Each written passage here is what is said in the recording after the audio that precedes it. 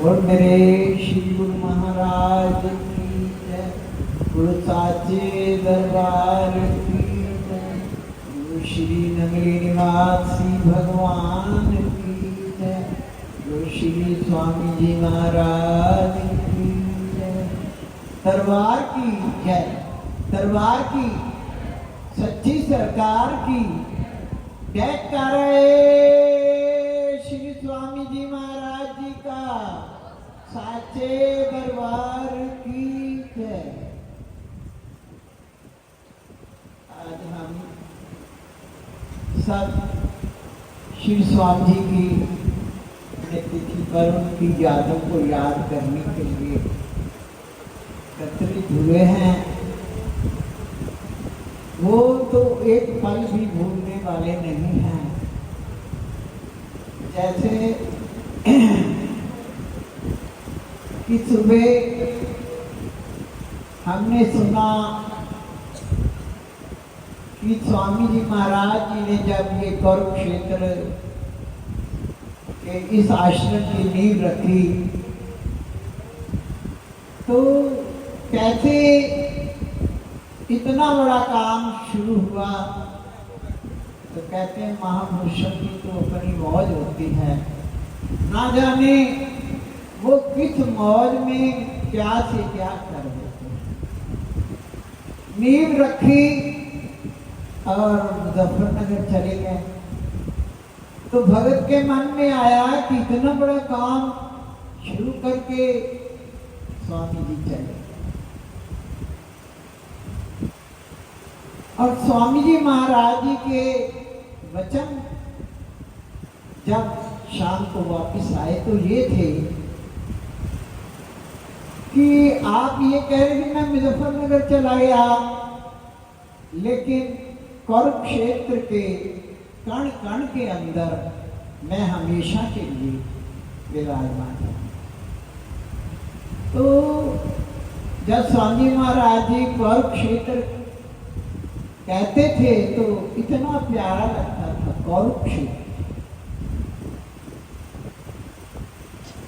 और आज हम देख रहे हैं कि स्वामी जी महाराज जी की जहाँ पर उन्होंने अपने ही कर कमलों द्वारा ये सारा आश्रम बनाया, यहाँ पर उन्होंने अपनी लीलाएं भी करी और यहाँ पर उनकी तपोभूमि तपस्या ढूंढा भी यहीं पर और उन्होंने अपना समाधि स्थल भी यही बना। तो ये एक बहुत बड़ी शक्ति स्थल है कि मेरी सरकार जैसी कोई भी सरकार नहीं है। कहते हैं कि एक बार श्री स्वामी जी महाराज जी किसी गांव के अंदर गए तो वहां एक बाग के अंदर स्वामी जी महाराज जी ने डेरा लगाया। तो वहां पर उस टाइम दीवानी के समय स्वामी जी बहुत सुंदर थे और वैसे भी उनका जो नूर था वो बड़ा नूरानी था। वहां पर एक माता आई, उसने देखा उस नूरानी नूर को, उनके निगाहों को, तो देखती ही रह गई। तो उस स्थान पर क्या कि जो भी कोई संत महात्मा रुक जाता था तो वो सुबह जिंदा नहीं करता। वो स्वामी महाराज जी को देखकर बहुत हैरान हो रही थी, कहने लगी कि ये इतने सुंदर, ये यहाँ रुकेंगे तो यहाँ तो कोई बचता ही नहीं है सुबह। बेचारी डरती डरती स्वामी जी से कहा कि आप रात यहाँ मत रुकना। स्वामी जी ने कहा नहीं, मैं तो यहाँ रात रुकूंगा। बताया यहाँ तो कोई जिंदा नहीं रहता। तो स्वामी जी मुस्कुरा पड़े, कहने लगे कोई बात नहीं, जो आएगा देख लेंगे। क्योंकि वो तो बड़े अध्यात्म के एक बहुत बहुत बड़े वो थे, उनके आगे मृत्यु क्या चीज थी, वो तो क्या से क्या कर देते थे। रात रुके, ध्यान में बैठ गए, भजन में स्नान के शल की चोट शुरू कर। ये जो स्वामी जी का नाम है ना, इसके अंदर इतनी ताकत है कि ये जितनी दूर तक जाएगा वहां तक कोई भी भूत प्रेत जो है वो निकट नहीं आ सकता। वो जो वहां पर कोई भूत आता होगा, देखा स्वामी जी महाराज जी अपने ध्यान में चोट लगाते हुए बैठे थे, नमस्कार करके चला गया। सुबह हुई, उस माता को रात भर नींद नहीं आई। मैं सुबह जाकर देखूं क्या हुआ।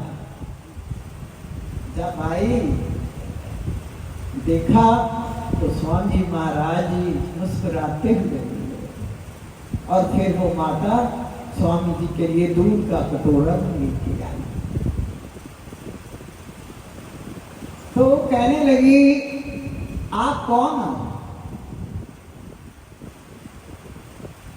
आप या तो रब हो या फिर तुम ठाकुर। बोलो लीलाधारी भगवान की। तो स्वामी महाराज जी ने वचन फरमाए, हम रब भी हैं।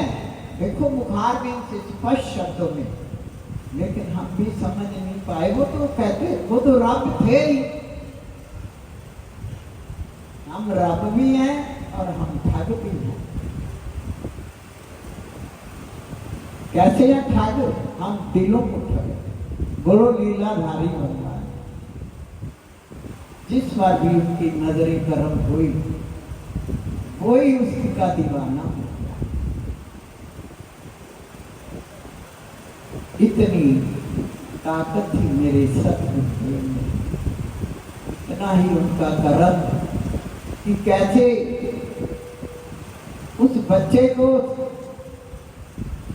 अपने साथ ले गए और उसकी जगह उसके पेपर दे दिए। बोलो वो क्या है? रब है, रब। इसे ही रब कहा जाता है।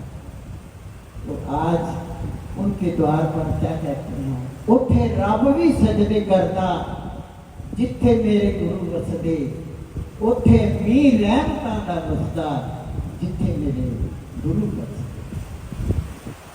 आज ये कुरुक्षेत्र का आश्रम कितनी ऊंचाई को, कितनी उन्नति के शिखर पे हमारे पूजनीय महाराज जी और बाबा जी इस बड़ी ही प्रेम से, बड़े प्यार से सारा संत समाज उनके साथ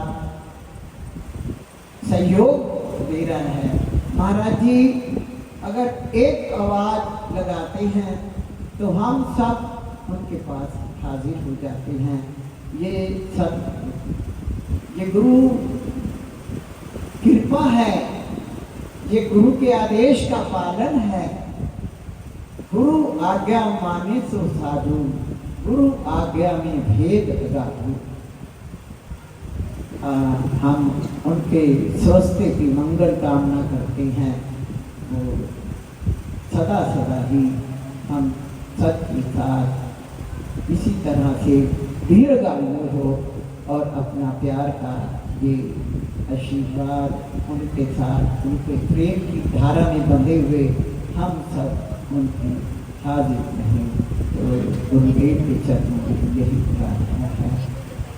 और साचे दरबार की, और मेरे नंगली निवासी भगवान की।